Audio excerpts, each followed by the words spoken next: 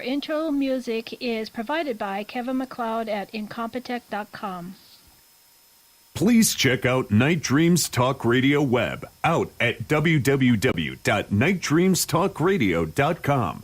Also, if you want to keep our show free of advertising, just hit the donate button. Give a buck or two. Remember, all the prior shows are always free to listen to. We at Night Dreams thank you for your support. You're listening to my friend Gary Anderson on Night Dreams Talk Radio, the best in paranormal radio. Well, hi, everybody. This is Gary from the compound down in the harbor to your place worldwide. You're listening to, me, Gary on Night Dreams Talk Radio. The economy. Do you think it's really robust right now? Do you think there's a lot of jobs out there? Well, my feeling is that a lot of jobs are like working at McDonald's and Burger King. But serious jobs are just disappearing. I didn't even know this. I thought Curtis Matthews was the last company making TVs in the United States. It turns out, well, in the south portion of the United States, there was one sole company still making TV components. They're saying because of the government putting tariffs on China and some other countries, well, he's going to have to lay off all his employees and go out of business because he can't get, well, some of the needed parts. Over the weekend, I was talking to a guy that owns an auto parts store up here. He told me that he is now starting to get nervous because a lot of the parts they use, I hate to say it, are not made in the United States anymore. That proves the point. The jobs in the United States are being offshored. The problem he said he's having now is getting parts for, people wanting to repair their own car. What do you do if you can't get a part to repair your car? Well, I can say this, we put a tap on them, they put one back on us, and next thing you know, people start losing jobs. And tonight, one of the best persons it kind of is into conspiracies, well, big time, even bigger than me on Night Dreams Talk Radio, is Ronald Farnham. And, he worked for, under the DOD for over 10 years. So he knows what's going on worldwide, what the plans are worldwide, well, to dominate us, to kind of brainwash us. And, here's Ronald. Hi, Ronald. How you doing tonight? Hey, thanks for having me on, Gary. Honestly, I feel like tonight is a monumental show because we're going to do something that I think the people are ready for, or the living souls are ready for. So I'm really excited, and I appreciate you having me on and what you're doing. Your show's growing in numbers, and I'm starting to get a lot of feedback on our interviews from listeners, and I'm excited about the direction that the people are starting to look at going. So I'm happy to be back. Well, I'm glad to have you. I'm really, really concerned about, Ronald, is our economy. For so many months now, our president keeps saying, oh, look at these job numbers. Look at this and this. Where are they finding work at? Because, like we were just talking about, you go down to, well, let's say even a huge city like Seattle, and you go down some of the back streets, you'll find a lot of empty buildings, commercial buildings that people just went out of business. Or you go into the smaller communities and you look at the town and you see this big, long half-mile stretch of where it used to be bustling businesses. They're all gone. But you do see a Walmart down the road, but I mean, still, I just think the economy can't be as robust as they keep telling us, and I don't really believe the job numbers, because I think what happens, and tell me if I'm wrong, Ronald, it comes to a point when you're drawing unemployment, right? You drop off the books. After you exhausted all your, your grants, you're not counted anymore. And how many of those people are walking around with no income, going to churches, going to, relatives, going to, friends, or charging up their credit cards and getting themselves more into a problem? Yeah, it's getting worse and worse. I've seen it progressively get bad. And really start showing itself out on the street over the past 3 to 5, I'd say 3 years. And specifically this last year, it's just glaringly evident what you're saying about businesses being closed. I'm here in Florida, on the East Coast, right near Cocoa Beach. And if I drive up and down US 1 and A1A, and A1A is that street, that the last street on the East Coast of the United States, it's right there. It runs along the beach side where all the strip malls are and condominiums.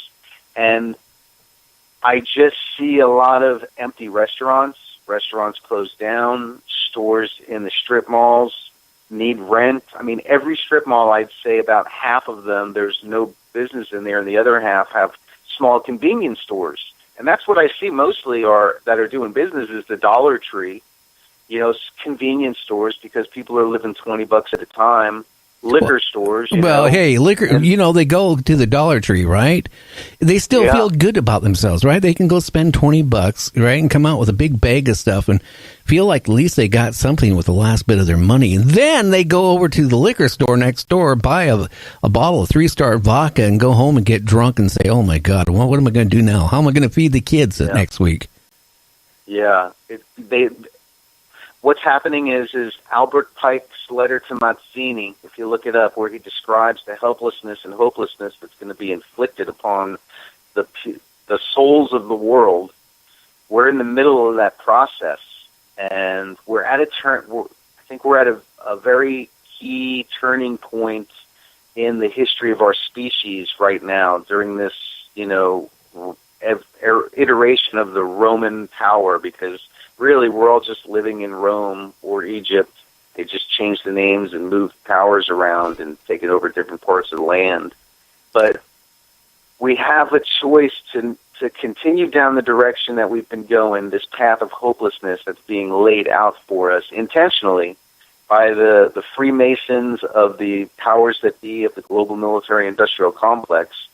It's engineering this Albert Pike vision. And if you listeners do not know who Albert Pike is, he is the one that orchestrated in a letter, a doctrine that he put together that would put out the 3 steps, or really there's about 5 steps to achieving the New World Order, to rebuilding the Tower of Babylon by putting the capstone on top of the pyramid. That unfinished pyramid on your dollar bill symbolizes that the New World Order is on the way, and they're building it, and we're hitting this point of hopelessness. And you bringing up the economy is probably the most important thing that we can discuss, because our freedom lies in how we handle this. Is this capstone going to be put on at the blood, made of the blood of the people and sacrifice and death, or is it going to be a finished society that becomes fruitful? And we have that opportunity. If everyone can tune in and we can talk tonight about steps to the solution and how the economy is the linchpin to this whole thing working out in our benefit, for the benefit of everybody. Yeah, but before we do this, why don't you tell the people about your time working under the DOD and what can you really trust the government, honestly? Well, that's the thing. The word there is no government. I think that we have to rewire our brains to understand that the word government is a misinformation, disinformation word. There's the United States of America Corporation that is posing as a government. The word government itself literally translates to control mind. Mentis is Latin for mind. Govern means control. So you have a corporation posing as a government. And I was just reading, you asked this question, this is a perfect question, can we trust the government? Well, the U.S. of A Corporation controls the mass media. And the way that we trust them or hear their rhetoric is through the mass media that they control. And I was just reading articles this week about how there have been lawsuits and findings in court for Fox and other news agencies that they do not have to provide factual information to us. So they can put anything on the news. We believe it is fact, but that doesn't mean it's true. It means they basically, I see it as a manipulation tool. And the government has a specific agenda, and it's so wide and far-reaching, and you cannot trust a corporation calling itself something that it's not, making up laws against us souls, enslaving us every which way, allowing poverty, creating war. No, we cannot trust this corporation that's posing as a government. Any of them. We can't trust any of them across Earth. Every single government is really a corporation working with each other to manifest this hopelessness that they're putting us into on the way to creating their new world order with one currency, one government, and now they're going to start getting into an alien space war, and it's all by design. It's all manufactured. Well, I don't even know if we eventually get into an alien space war, if it's real or not. Maybe they just need something to keep the people from rioting and civil, They profit off of war, just like you said at the top of the show about how there's a strong probability that the planes that hit the towers were holograms. I totally agree. And I've thought about that for a while. And I watched David Wynn-Miller's video on the free fall speed of the Twin Towers that actually went down at faster than free fall speed, meaning that there's signs in there that it was nothing but a controlled demolition. You can see the explosions. It is a controlled demolition. And I'm tired of someone okay, John Lear has a good point. He wants to get to the bottom of it. But we should not ask questions anymore. We need to start making statements and having our own press conference on the news that says, hey, we have finally decided as a people that the people responsible for 9/11 was not Osama bin Laden, but it was a conspiracy between governments to do exactly what they've been doing, to initiate the Patriot Act, take away our freedoms, use fear and ordo ab cow or problem reaction solution to control the people more, because the 1% is just that. The upper 1%, the powers that be, that's it. They're 1%. We're 99%. They don't want some type of an uprising by the people. They're afraid, so they put out fear to keep the people afraid from rebelling. We've got this manufactured glass ceiling on top of us, keeping us from jumping out and saying, wait a second, we want to know the truth. Where's the video of the Earth rotating on its axis in space? Who says we have to earn these Federal-Reserve notes and live in poverty? How about our own signature? Why do I have to have this birth certificate? Why do we need passports? Who's creating all of these borders and labeling people, illegal alien? It does not have to be that way. It's time for us to start making statements and stop asking for permission. Because by asking for permission, you're acquiescing as a people, telling this corporation that you're subordinate to them. And we're not subordinate to anyone. Well, I don't know. It sort of seems like in the last couple of years, or going on 2 years, that it does. I'll tell you that. Well, yeah, because we've systematically been programmed to give up our mental, or our rights, our physical rights, and it's a mental enslavement, really. People are just so brainwashed now, because it's the only word I feel that applies, to feel that they are subordinate to them.